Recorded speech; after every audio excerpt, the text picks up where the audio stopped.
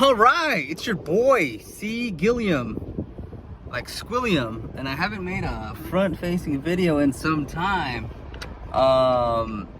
Just leaving the office now, 2 p.m. I think, and I've realized I got about 4 to 5 hours of solid work that I can do before I just give up. Like, I need a break.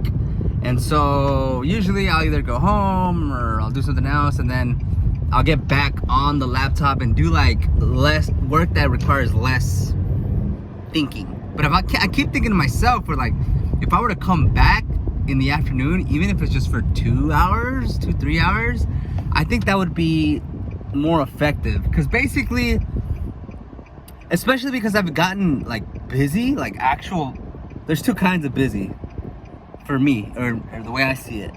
One is busy with actual work. So, we've closed X amount of websites, we have X amount of market. It's actually been busy. Like, we've been closing new deals on a monthly basis consistently. And so there's new work that needs to be done. And because we've gotten more work, those 4 or 5 hours that I'm able to use, they've kind of recently have become only working hours. Like, I'm actually working on client accounts, which obviously was the goal of closing new business. So that's like talking to a team, but like it's very, very small. Like, hey, make these changes, or hey, I'm looking at this, looking at that.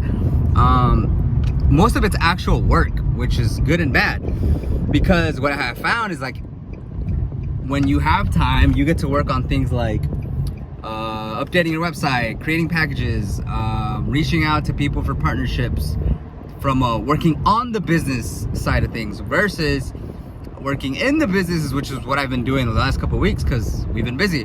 So I need to solve for that, because if not, then what? I'm gonna be stuck with the same, whatever amount of clients we're working with right now. So that's something I'm thinking about. I don't even know why I mentioned that, but because I want to come back, and then the night hours, right? Or not the night hours, but the second shift of energy can be used to work on the business. And so, like, one thing that I've always, I kind of do, but not like, I don't do it good enough, is create more marketing material to just have out there, people to see, people to find us with video, because obviously I like making videos.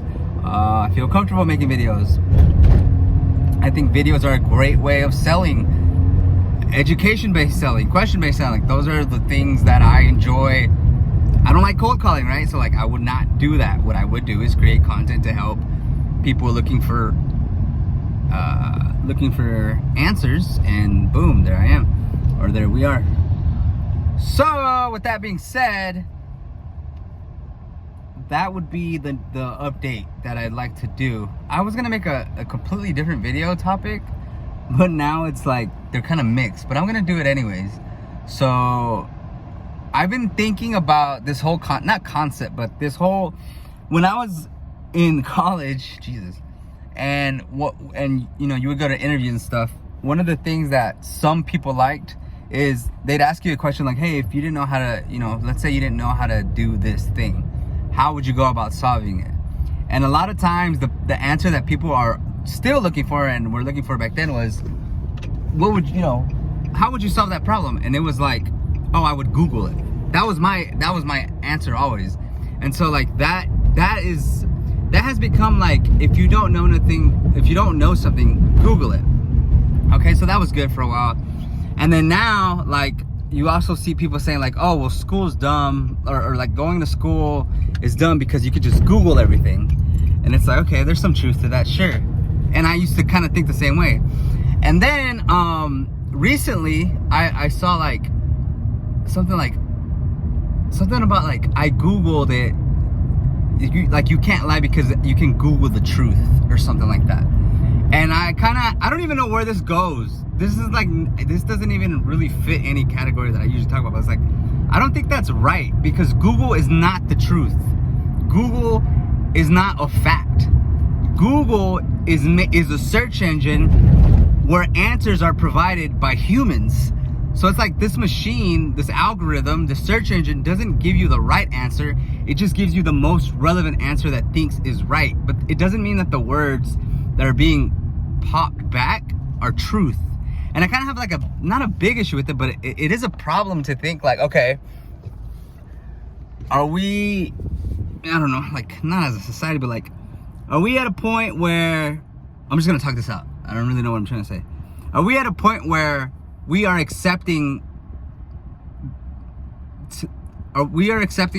Google to be the truth? When you Google something, that it is the truth. And I think that's very bad because it's not true. First of all, you can manipulate Google. Second of all, like, what is truth, right? Like, you can go, sure, like you can Google what is the weather outside, and Google probably will give you the truth, right? Or very close to the truth. There's not a stop sign. Oh my god. It'll give you something very close to the truth, but it's not truth. Then there's things like, back to the college thing, is like how to properly do an interview, right? Like, as somebody who's trying to get a job, the proper way of getting an interview. Like, you could Google that for an answer, but it doesn't mean it's right. It doesn't mean it's the right answer. It doesn't even mean it's the right way. It also doesn't mean it's like the completely right way. It could be entirely wrong. If you Google, how to cook, like, it's one way to cook. It's not the way to cook. Or it could be the wrong way to cook, depending on whatever factors you want to throw in there. Like, if you're trying to eat a certain way, if you're trying to avoid certain types of food. And so my whole rant is like, yes, Google is extremely helpful. Yes, Google gives you accurate results as far as we know, but Google is not the truth. And I really don't like it. Like, one thing I've noticed too, not recently, but like for a little while, is like, when you're talking to somebody and they have to refer to their phone to double check something or to confirm something or to just to make sure that they're not wrong, I feel like that is the whole point of actually learning things and having that knowledge embodied in you, because there's no point, like, Google has every answer we would theoretically need, but it serves no purpose if oh my god, it's like half the time we don't even know we don't even know what question to ask. That's a huge thing there too. Like, Google can provide answers, but Google cannot provide an answer to a question that you don't ask. That's fire. That's real fire. But the summary is,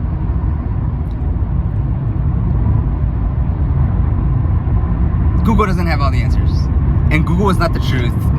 Google should be used as a tool to help you formulate an opinion, but it shouldn't be your opinion, because it's like, like, they're articles written by people, and I just find that so weird. Like, no, I know the truth because I Googled it. Like, no, that's not true. Sometimes it's true. Hopefully most of the time it's true, but it's not always gonna be true. Anyways, that's it. That's today's video. Gotta do these more often.